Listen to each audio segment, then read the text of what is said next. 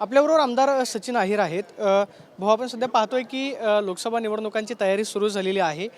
एकीकडं अमोल कोल्हे ज्या मतदारसंघामध्ये होते, ज्या विरोधात शिवाजीराव आढळरावांनी तुमच्यातर्फे निवडणूक लढवलेली होती, तेच आता राष्ट्रवादी अजित पवार गटाच्या वाटेवरती असल्याची चर्चा आहे.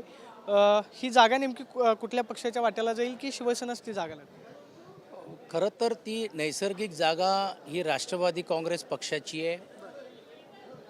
जेणेकरून लोकसभेमध्ये तुम्हाला सर्वांना माहिती आहे की स्थानिक हा एक आणि सिटिंगचा एक फॉर्म्युला हा आपण शक्यतो करतो. आणि अमोल कोल्हे एक सक्षम चांगले वक्ते आहेत की म्हणून त्यांनी काम केलेलं आहे. मला आश्चर्य या एका गोष्टीचं वाटते की आढळरावजी जर राष्ट्रवादीमध्ये येणार असतील असं हे जे तुम्ही म्हणता, आणि मी त्या भागातल्या आमदारांची पण काही प्रतिक्रिया आणि तिकडच्या लोकांची पण बघितली, तर आश्चर्यजनक आहे. ज्या राष्ट्रवादीला विरोध करून वेगळी शिवसेना करण्याचा निर्णय काही लोकांनी घेतला आणि त्याला साथ देण्यासाठी ही गेलेली आहेत. आणि म्हणून आम्ही अक्षरशः म्हणजे नावच घेऊन राहायचं असेल तर विद्यमान राज्याचे उपमुख्यमंत्र्यांचं नाव घेऊन आम्ही त्यांना कंटाळलो आहोत. आमच्यावरती नाहक अन्याय झालेले आहेत. पोलिसांच्या याच्यातल्या असलेल्या कारवाई देखील आमच्या विरुद्ध झाल्या. असे बोलणाऱ्यांना आता त्यांचं चिन्ह घेऊन लोकांसमोर जावं लागत असेल तर मला वाटतं त्यांना नैतिक मतदारांकडे जाण्याचा अधिकार आहे की नाही, हा एक मूलभूत प्रश्न. शिवाजीरावांना तिकीट मिळण्याची भीती आहे का?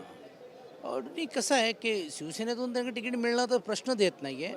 कारण त्याला कारण असं आहे की राष्ट्रवादी काँग्रेस पार्टी पण मागेलच की बा आमची शिरूर लोकसभा ही आमची, आणि त्यांनाही जर 5-6 सीटं द्यायचं असेल तर कुठनं देणार आहेत. आणि तुम्ही बघितलं असेल, मी परवा दिवशी त्यांचे स्टेटमेंट पाहिलं की पुण्याच्या बोर्डाचं एक महामंडळ दिलं. म्हणजे आता राज्याचा नेता आता संकुचित एका वॉर्डामध्ये काम करायला लागला असं म्हणायला हरकत नाही. म्हणजे हे वाईट वाटते, कारण त्या माझे चांगले सहकारी आहेत आणि आमच्याकडे उपनेते म्हणून काम केलं आहे. मी त्यांच्यावर काम केलं आहे आणि ते आता तिकडे जाऊन नेते झालेले आहेत. आणि त्याची जर पार्श्वभूमी जर पाहता तर आपण तेवढीच त्यांची बोलवणी केली आहे की काय, असा हा प्रश्न त्यांच्या कार्यकर्त्यांमध्ये आणि मी त्यांचा जो एक हितचिंतक आहे म्हणून माझ्या मनामध्ये पडतो.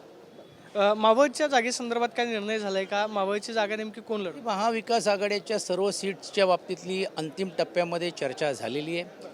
एक गोष्ट नक्की आहे की मावळला आमचा खासदार होता आणि त्या माध्यमातून सिटिंगचा जसं फॉर्म्युला आम्ही शिरूरला बोलतोय तोच फॉर्म्युला जर आम्ही इकडे जर पकडायचं जर झालं तर ही सीट आमची आहे. आणि मग त्या दृष्टिकोनातून आम्ही सर्व संघटनात्मक कामाला आम्ही लागलेलो आहोत. भाजपनं जवळपास 23 लोकसभा मतदारसंघामध्ये निरीक्षक नेमलेले आहे. त्यामुळे अशी एक चर्चा आहे की 23 जागा भाजप लढवेल आणि उरलेल्या ज्या काही 25 जागा आहेत त्याच्यामध्ये शिंदे गट आणि अजित पवार गट या 2 गटाला जागा मिळतील. जागेवरून रस्सीखेच होऊ शकते. आता त्याच्यातूनच स्पष्ट झालेलं आहे. म्हणजे आम्हाला तर अशी माहिती पण आहे, काहींना असं स्पष्ट सांगण्यात आलं की तुम्हाला लढवायचं असेल तर आमचं चिन्ह घेऊन लढा. आणि काही त्याला तयार पण होत आहेत. हे दुर्दैवी असं आहे की पक्षाचं आमचं चिन्ह ज्यांनी घेऊन गेलेत, पूर्ण पक्षात आमचा पळून घेण्याची भूमिका घेतली. त्यातले काही सध्या विद्यमान असलेले लोकसभेचे खासदार ते सांगतात ठीक आहे आम्हाला चिन्ह बदली करा तरी चालेल पण आम्हाला लढायचं आहे. अशी दुर्दैवानी जर परिस्थिती होत असेल, त्यातूनच मला असं वाटते जनतेमध्ये ज्यावेळी ते जातील त्यावेळी या सर्व प्रश्नाचं त्यांना उत्तर द्यावं लागेल. भारतीय जनता पार्टी त्यांनी आपल्या कामाला सुरुवात केलेली आहे. 23 निरीक्षक जे आहेत, काही मान्य आमदार पण इकडे सभेमध्ये परिषदमध्ये, तेही आम्ही ज्यावेळी खाजगीत बोलतो की नाही आम्हाला तर स्पष्ट आदेश आहे की बस संघटनेचं काम सुरू करा. मी समजू शकतो असतो की महायुती म्हणून ते करत असतील तर गोष्ट निराळी, पण महायुती न करता प्रत्येक 23 जागांवरती आणि जागा पण त्यांनी जाहीर केलेल्या आहे. जर निरीक्षकांची यादी जर तुम्ही पाहिली तर त्यातूनच दिसते की राहिलेल्या जागेमध्येच समाधान राष्ट्रवादीला आणि त्या असलेल्या शिवसेनेतल्या जे बंडखोर झालेले त्यांना घ्यावं लागेल. म्हणजे भाजपचंच त्यांना ऐकावं लागेल. पर्याय नाही आहे. आता ते एक व्यूहरचनेमध्येच आहे. त्यांना हे म्हणजे त्यांना चर्चा म्हणजे काय सांगितलं जाईल उद्या की हे तुम्हाला दिलं आहे, घ्यायचं तर घ्या.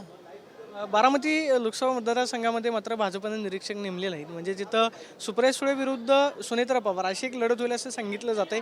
काय नेमकं चित्र राहील बारामतीत? बारामतीमध्ये चित्र खूप चांगलं राहील, कारण मी स्वतः मॉनिटर करतो. एक बारामती जो विधानसभा आहे तो लोकसभाचा मतदारसंघ नाही आहे, त्याला इतर 6 विधानसभा पण आहे. आणि इतर विधानसभामध्ये मोठ्या प्रमाणावरती राष्ट्रवादी आणि विशेषतः पवारसाहेबांना मानणारा वर्ग आहे.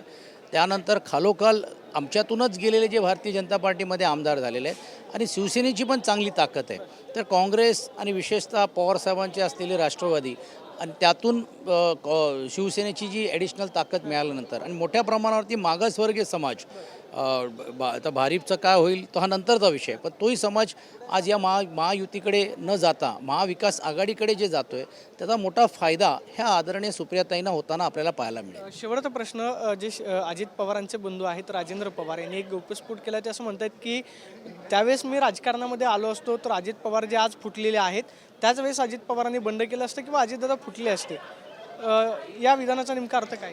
मला असं वाटतं ते त्यांचे सर्व कुटुंबातले विषय आहेत आणि तो त्यांच्या अंतर्गत प्रश्न आहे. आम्ही त्याच्याबद्दल प्रतिक्रिया देणं उचित होणार नाही. पण एक गोष्ट नक्की आहे की पवारसाहेबांचा आशीर्वाद म्हणा, पवारसाहेबांचा काही जरी असला तरी ते प्रभावामुळेच सर्व पक्षातले, राष्ट्रवादीतले सर्वच पक्षातले नेते हे वाढलेले हे कोणी नकारू शकणार नाही.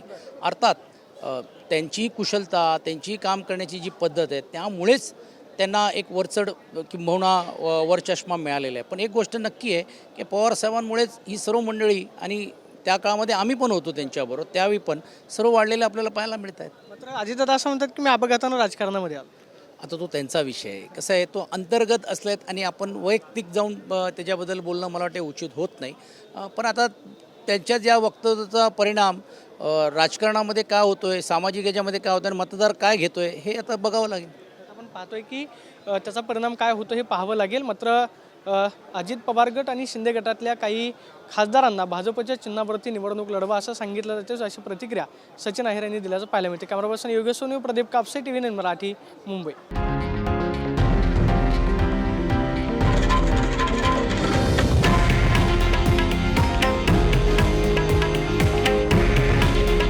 हे आहे देशातील नंबर 1 न्यूज नेटवर्क आणि आपण पाहत आहात TV9 मराठी. काळजी तुमची, हित महाराष्ट्राचं.